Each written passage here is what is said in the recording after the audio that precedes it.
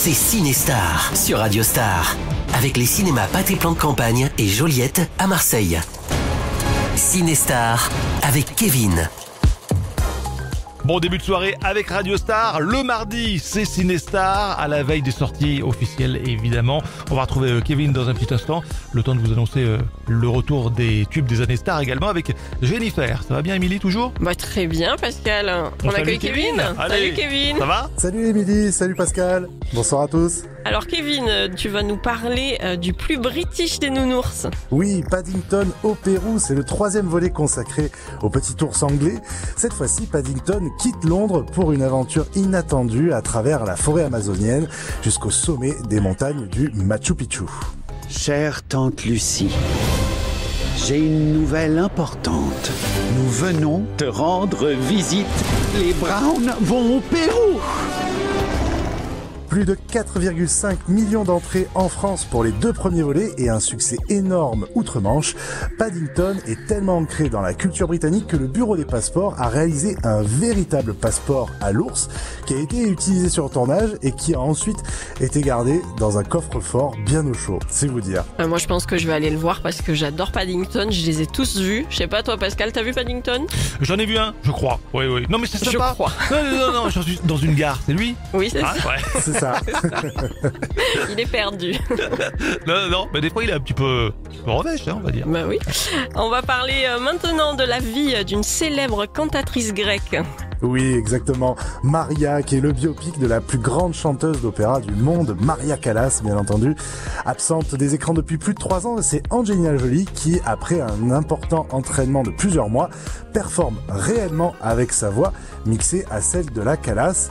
Le récit est tourné vers son passé triomphant sous forme de flashback et nous retrouvons aussi la célèbre salle La Scala ainsi que des visages connus comme Onassis et John Fitzgerald Kennedy.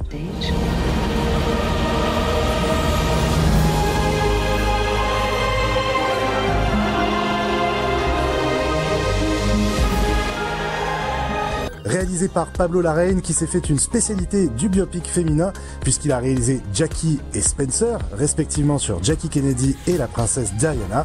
C'est un grand metteur en scène qui fait des plans magnifiques et moi, rien que pour ça, ça me donne envie d'aller le voir au cinéma. Je sais pas vous, ce que vous en pensez ? Moi tu m'as appris déjà que c'était Angelina Jolie qui performait et qui chantait. Je suis étonné que ce soit elle d'ailleurs. Pourquoi ce rôle d'après toi de Kevin ? Écoute, je pense qu'il y avait besoin d'un rôle comme ça pour la relancer sous les feux d'Hollywood et quoi de mieux que de se glisser dans la peau d'une célèbre chanteuse. Voilà, Hollywood aime ça, aime les success stories comme ça. Et enfin, le dernier film, c'est le plus attendu, je pense, de la semaine après Boozle, Monaco. On les retrouve outre-Manche, oui, des frites, ils vont peut-être manger des frites en Angleterre. Exactement. God Save the Tuche, le 5e film de la plus drôle famille du Nord. Après avoir gagné au loto, migré aux États-Unis, s'être installé à l'Élysée. Jeff Tuche était président dans le 3. Ils ont aussi combattu un géant du commerce en ligne dans le 4. Et voici qu'ils débarquent à Londres pour rencontrer la famille royale. Jeff Tuche et Cathy Tuche, interprétés par Jean-Paul Rouvé et Isabelle Nanty, emmènent toute leur famille vivre à l'anglaise et créent un véritable choc des cultures. Des frites. Attention petit jeu. Où c'est que t'étais, toi ? Devine où on va. Alors, as-tu deviné ? Pourquoi, t'es de la police ? Élémentaire, Michael Jackson. Ouais, ça a l'air sympa. En plus, hier soir, ils ont repassé le 1. Ah, je l'ai revu, avec plaisir. Oui, Pascal. Moi, c'était mon préféré, le 1. Alors, je sais pas, le 5, j'hésite encore. Si Pascal m'invite, j'irai peut-être. Ah volontiers. Je suis partant. Je dois avouer que pour moi, je n'ai vu aucun des films, mais je trouve qu'il y a un air de ressemblance sur celui-ci avec Y a-t-il un flic pour sauver la reine, que je tiens pour un de mes films préférés. Il faut savoir que Les Tuches, c'est quand même près de 14 millions d'entrées sur les 4 premiers films. C'est un succès énorme et je pense que beaucoup attendent de le découvrir en salle au cinéma et je suis persuadé qu'il va faire plusieurs millions d'entrées aussi. Est-ce que tu vas y aller, Kevin ? Écoute, peut-être si on m'offre une place aussi. Voilà, Pascal, tu nous offres une place ? Oui, allez, on y va tous les 3. Voilà, vous connaissez le programme ciné de la semaine. On prolonge la discussion en podcast sur le site et l'appli Radio Star, rubrique Cinestar. Et Pascal, je crois qu'il y a des places de ciné à gagner. Ah oui, des places de cinéma à gagner, effectivement. Ce sera comme ça chaque semaine. Profitez-en là tout de suite sur le standard de Radio Star. C'est valable au Pâté Joliette, Pâté Plan de Campagne. Vous faites le 04 91 54 14 14. Vous repartez avec.